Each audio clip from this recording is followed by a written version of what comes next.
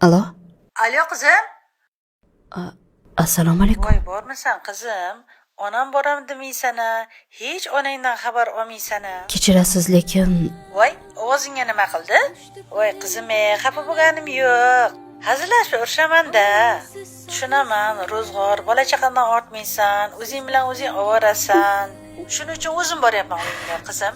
Sen yaxshi ko'rgan shirinlikni oldim. Mazza qilib ona bola choy ichamiz. Issiqini choy qo'yib qo'ygin. Nima deysan, ha qizim? yaxshi-ku, lekin Ha?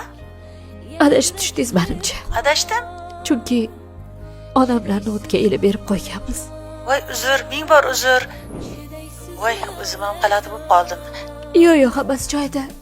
Ovozingiz bir ham onamnikiga o'xshar ekan. Meni ham onam hayot bo'lganlarda ulardan har kun xabar olgan bo'lardim. Hozir ovozingizni eshitib, bir ham yomon bo'ldim. Qizim, boshingiz toshdan bo'lsin. Onalar hech qachon bolalardan xafa bo'lmaydi. Sizni onangiz ham tushungan bo'lardi. Unaqa demang, bolam. Qarang, hozir oldingizga boraman. Birga gaplashib o'tiramiz, ha? Axir bolani begonasi bo'ladimi? Nima dedingiz? Yaxshi bo'lardi. Hozir sizga manzil tashlayman. Kelasiz, bir ham odamga o'xsharkan ovozingiz. Boraveraymi qizim? Kutaman. Bo'ldi qizim, albatta boraman. Bugün hiç de horg'in onajon